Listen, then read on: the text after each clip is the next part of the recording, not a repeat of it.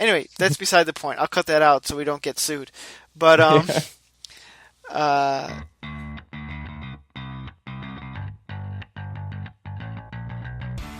you're listening to the all-new CultureCast, Chicagoland's finest podcast. Welcome back, everyone, to the all-new CultureCast, where every episode is all new. We are your hosts, Nick, and with me, the Gorehound. Hey, Gorehound, how are you today? I'm doing very good. How about yourself? I'm doing excellent. Yeah, it's good to hear. Today, folks, we're going to be doing something, I guess, a little bit different than our typical run-of-the-mill sort of thing, but I guess we're still pretty new at this show, so I don't know what's typical for us yet. But we're going to talk about, actually, an actor by the name of, tell me how you pronounce it, Kyle. You could go Mark Duplass or Mark Duplass, however you feel. Yeah, him, that guy. We're going to talk about him, but before we kind of get into that, we're going to talk about one of his more recently released films, The One I Love, the 2014 comedy drama starring Duplass and Elizabeth Moss from Mad Men fame. Yeah, I actually felt it was more of a romance sci-fi type of deal. There's definitely a science fiction fantasy element to it, especially it's very Twilight Zone-ish. Mm-hmm. I think they even reference what's going on as being very Twilight Zone-ish. But I guess for those of you who are unfamiliar with the film, because it is kind of it's not a mainstream Hollywood film. I was doing some research on it. Apparently, only got a very, very, very limited release last year in 2014. But the premise of the film has Mark Duplass and Elizabeth Moss as a married couple who are having some troubles. And their psychologist, or their counselor, Ted Danson, which I was surprised to see him pop up in this. Yeah, I forgot that he was in there, yeah. Suggests for them to go to this remote cabin to sort of spice up, their marriage. And when they're there, there's a guest cabin, and they discover doppelgangers of themselves, almost the ideal versions of themselves. They can only see the opposite one. So when Mark Duplass is in there, he sees Elizabeth Moss. When Elizabeth Moss is in there, she sees Mark Duplass. It is a little bit confusing at first. Yeah, I think intentionally so. Right. Then as the movie progresses, you start to understand what's going on, and you get a grasp of, okay, this is the dilemma that this movie has put forward, and now it gets interesting after the viewer is like, okay, I follow. After the curtain is revealed behind the mystery, and that's kind of the gist of the film, that eventually these two, are they going to stay together? Are they going to split and connect with their doppelgangers? And then what's the deal with their doppelgangers? What are they up to? Are they real? Are they fictional? Or are they what's going on? So it's kind of a crazy sort of science. It is very, I guess, science fiction-y, fantasy, thriller, all those mixed into one. It has a lot of things going on. You were the one who suggested for me to watch this movie a couple months ago, actually. So yeah, because I just saw it on Netflix, and I watched Safety Not Guaranteed, and another good one. I found that to be I don't know what the word for it is, but I was not expecting anything from this because I just saw it as just like another Aubrey Plaza Parks and Rec thing. But no, my wife rented it, and my wife rented Safety Not Guaranteed, and I just kind of watched it in the background. But by the end, I was totally hooked because I had never really seen Mark Duplass in anything before that, and he stole it for me. I don't really care for Aubrey Plaza, and so that was why that movie really did not. She's very one note. She's a very one note actress. I'm sure she can do more, but from a lot of her mainstream stuff, Parks and Rec, she kind of plays that character again and again. Yeah, and I'm not following her anytime soon, and it was Mark Duplass in that which really got me hooked. And then from there, I saw him in this new one. The One I Love? Yeah, with Elizabeth Moss. And, I don't know, it seemed interesting, and I figured, this guy can make a romance. He's not just like Richard Gere or that other romance guy. So I gave it a shot, and I was blown away. I mean, I was really into it, and to the point where we were even talking about it after the film. I got into this movie too. I enjoyed it. I liked the mystery. There are times I kind of wanted to slap these characters because I think the movie makes you want to do this, so it's not like a criticism necessarily because they're all acting kind of like idiots. Yeah. Like Elizabeth Moss is like way into this thing, way too much. The and Mark Duplass he's way too skeptical and kind of busybodying in everything, just a little too much over there, and I don't know. If they didn't do that, it wouldn't be their characters, so it worked on that end. But What were your first impressions of the film? I liked it. I didn't. When you told me about this movie, I didn't know anything about it, so Yeah. I went in completely Always blind. a good way to I, jump I into it. I miss the opportunities that we're able to do that. That they were unable to do that now with movies. Like I feel like we know everything going into a film, so it's nice going in completely blind. I like this movie. I don't know if it's one I would rush to watch again. I kind of watched this one on my own. My fiance, she already went to bed at that point because she kind of is she gets up really early in the morning, so she kind of does. I stay up later than her, and so like I threw this on. I kind of wish I could have watched it with her. I guess in hindsight, being 2020, because I think it kind of like you were saying with you and your wife that it has appeal on both levels. yeah. I mean, I think there's something to discuss, especially at the end of the film. Are we going to do spoilers? Should we remain spoiler free? Oh no, let's put them in there. I don't Okay. At the end of the film, it kind of leaves you on a question mark whether or not when Mark Duplass finally leaves the cottage area, if he's actually with his wife or with the doppelganger, kind of leaves that open ended there. Yeah, it's been a little bit since I watched it, and I remember when I finished watching it, I had a real clear picture of what had happened. But then Lisa started talking, and I was like, "Oh wait, maybe I was wrong." There is a lot of discussion that this film can provoke. It was something with the shirt that that Moss was wearing that pushed me in that direction of belief. Because at the end of the film, you have both of them, and they're standing right next to one another, and they're wearing the exact same thing. And I'd have to go. I was tempted to go back because like it was on Netflix. I watched it on Netflix. I was tempted to stream back to that scene to see who he actually ended up picking, if it was his or if it was the fake one. But I was really tired. I didn't care that much to go back. But very interesting film overall. I liked it. Thumbs up. Did you totally get what happened at the end? What the deal was with the doppelgangers? Yes, where basically only one Duplass and one Moss could leave the premises. Right. Um, But were the ones there? They were previously trapped. Did they always look like them, or did they get surgery to look like them? And oh yeah, as to whether they were like, just like a completely independent person that's different, like me and you, or is it like a clone or something like that? I wasn't sure about that. yeah, it was But I kind of really like that weird. because I don't want to think about that. I'm thinking more about this is more of a relationship movie, not about I almost wonder if they should have just sort of because they tried to make an explanation. I almost wonder if they just should have like foregone the explanation and just let it say like this is I don't know this is magic. Just run with it. Yeah. But that's a real minor nitpick sort of thing because it's because there certainly were plenty of just logical flaws, but it doesn't really matter because No. it's this is a character piece. right. You're not looking for tight plotting here. It's not like a Born Identity thriller. It's a character piece. You look at these characters and their reaction to this weird situation. Yeah, and their interactions with their younger selves also. I wouldn't say younger. The alternate versions. Yeah. So, But it also does bring me to my next point is that in preparation for this, I listened to a few Duplass podcasts today.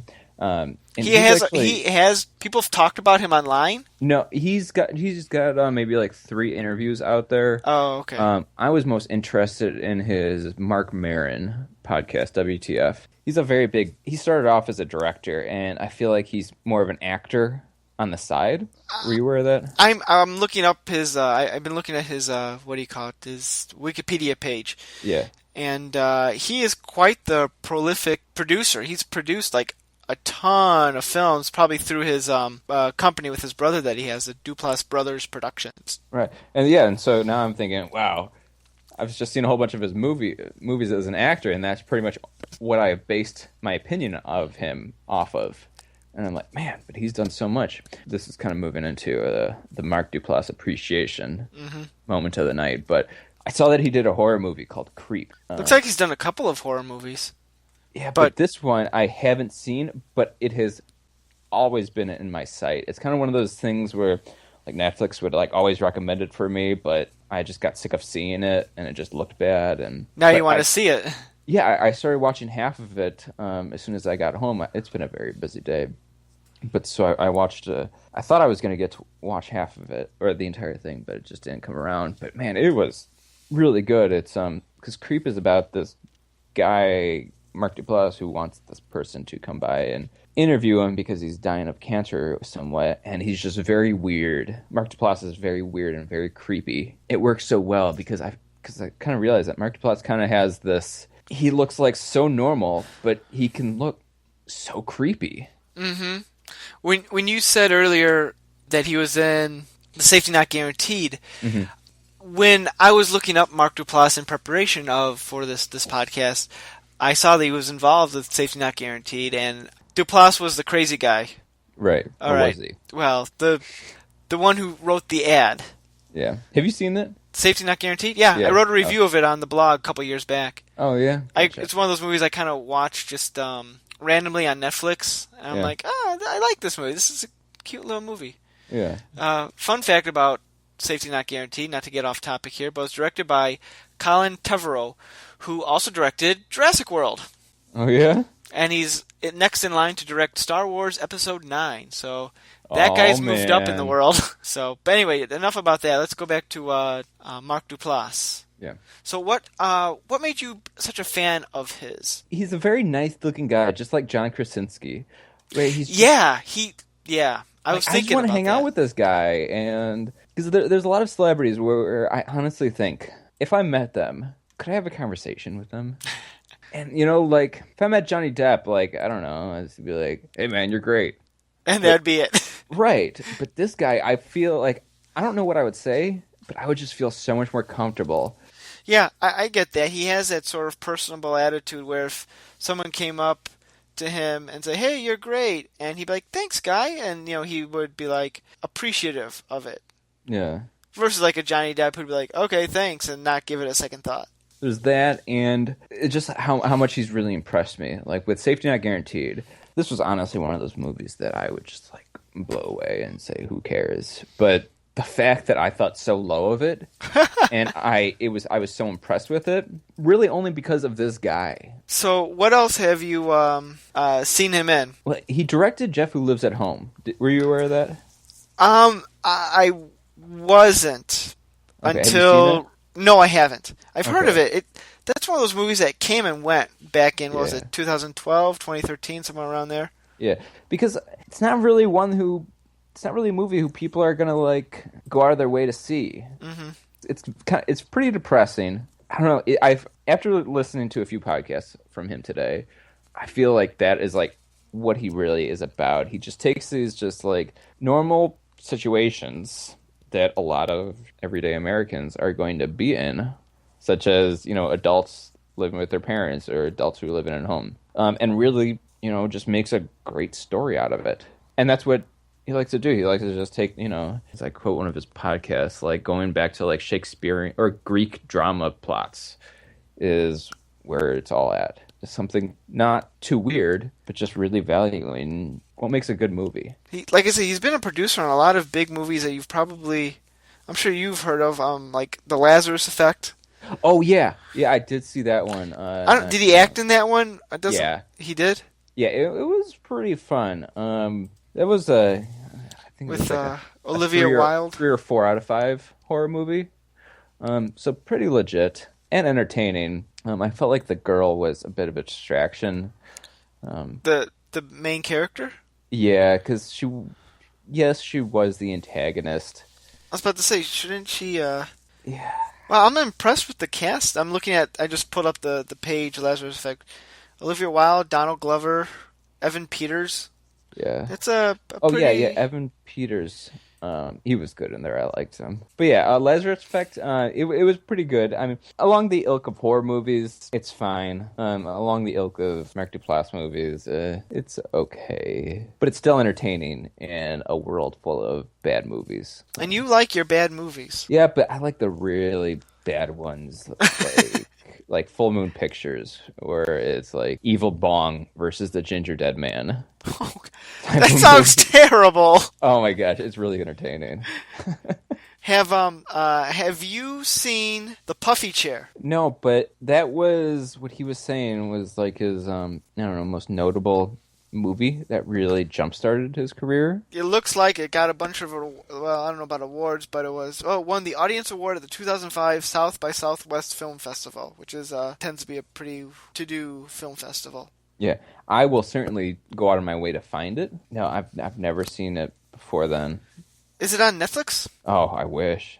I don't know. Netflix usually doesn't have a whole lot of things that I want to see. Oh, I figure they have this other one. Maybe they might have Puffy Chair. Oh, I don't want to log in. I don't know my password. It takes too much effort. So, what are you most interested in that he's done? Or what would you like to see? What are you most interested to see that you haven't from him? He was in Zero Dark 30. I've yet to see that. But that doesn't strike me as a Mark Duplass movie. Just a movie that happens to star Mark Duplass, if that makes any sense. Yeah, yeah, he must not have been very big in that. I don't know. I'm looking at his stuff here. Nothing is immediately jumping out at me. But I'm not as well versed in his filmography as you are. I wouldn't mind like trying something, picking something at random just to see like, okay, how this is.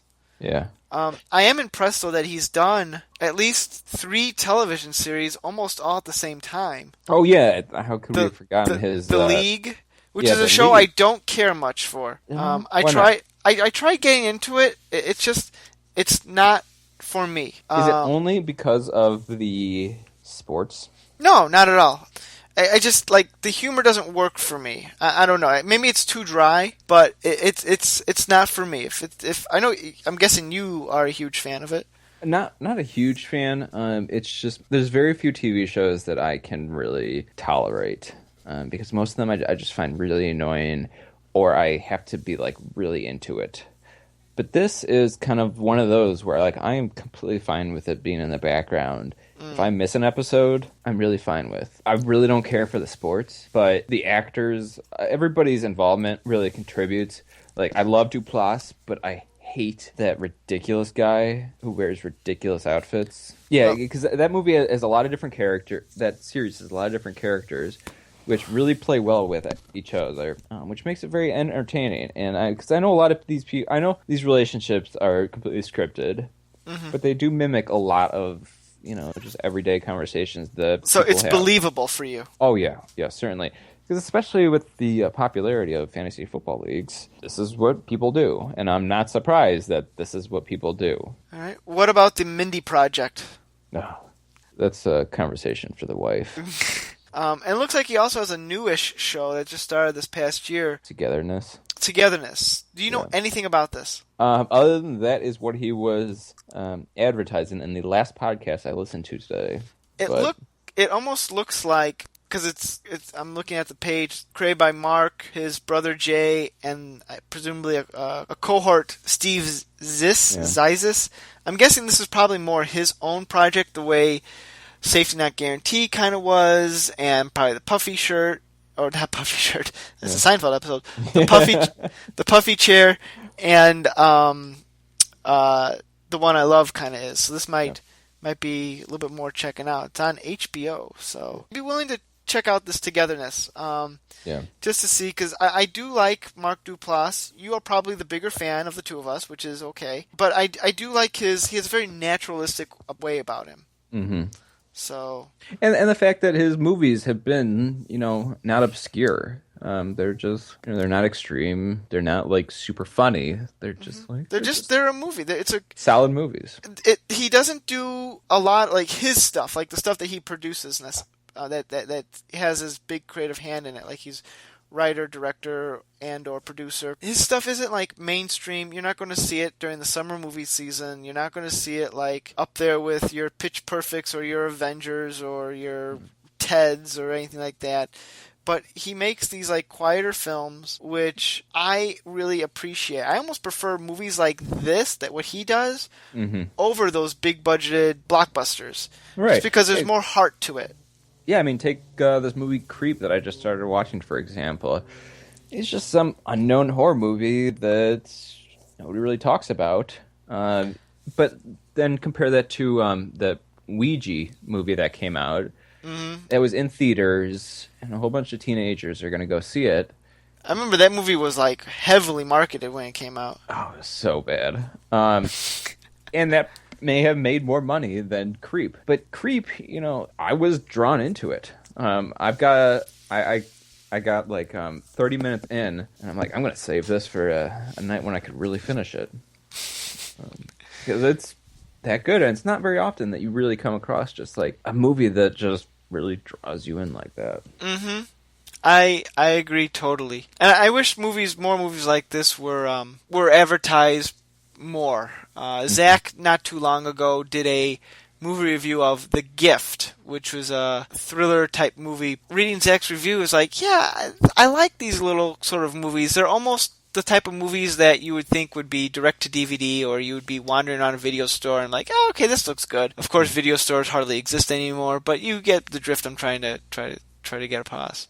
I guess something you'd be scrolling on Netflix and you'd be like, okay, this looks like a fun little movie. And I don't know, I feel that there's more heart, there's more effort that goes into movies like this.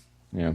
And Duplass fits that role. So I really hope he, on one hand, becomes a bigger actor, but on the other hand, doesn't lose his roots. Yeah.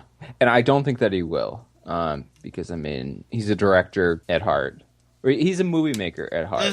That's a good way of putting it. An actor on the side. He does, like, a lot of, it seems like in his stuff that his production company puts together, he is a producer and has his hand in the writing and has his hand in the acting. He kind of does it all.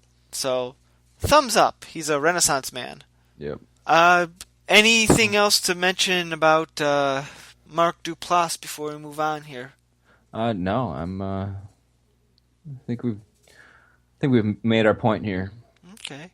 Do you, before we go, have any final thoughts on anything in general before we wrap up tonight's episode? Anything in general? Well, we got October coming up. Time to celebrate. Because it's your favorite month. It is. With Halloween. I'm planning my PTO days. I've already got some time off. Oh. Time off from work. Oh, personal time off. Gotcha. Yeah. I've got a stack of DVDs that I want to get through. Got a small list that I'd like to get from Family Video. Do you live near Family Video? I don't. So I don't really know what's the point of creating a Family Video list. It's just that was my, primary source. Where are you living at now? Glendale Heights. Let's see. Right. There is one nearby, but it's out of the way from work, and it's a bit too far out of the way. Oh. So I really only have red boxes, but we are going to we're going to get library cards for the first time in like Woo! 2 years. Yeah, we don't want to be getting any library cards down in the ghetto. So, but yeah, hopefully the local Glendale Heights library might have a little bit of a horror movie selection.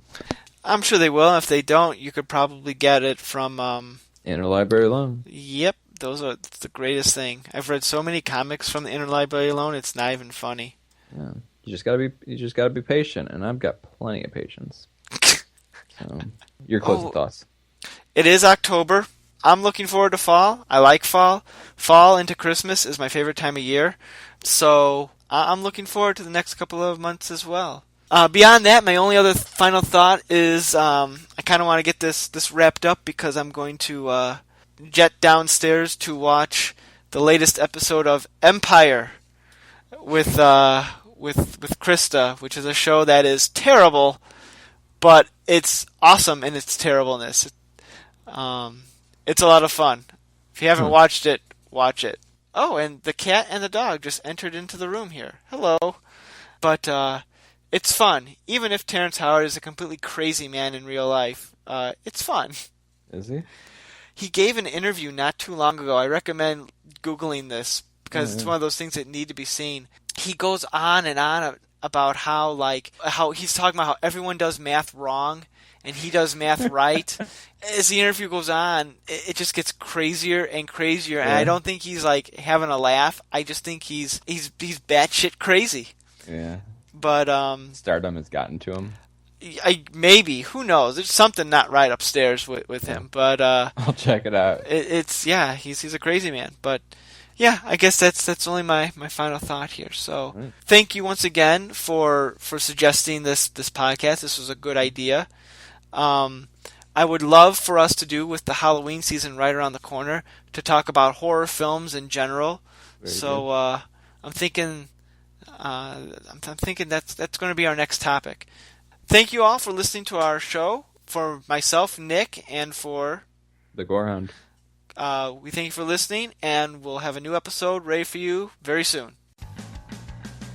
You've been listening to the all-new CultureCast, where every episode is all new. Check out our blog, Zach and Nick's CultureCast, at znculturecast.wordpress.com, and find us on social media. Send us an email at nick.culturecast@gmail.com. We'd love to hear your feedback, comments, and requests. Theme music by bensound.com. The all-new CultureCast, a Saltwater production, copyright 2015. So I was thinking of names for the podcast, and I could not come up with anything. But I kept on telling Lisa that I was going to kick her Duplass tonight. But it doesn't really work well because that's not how you pronounce his name.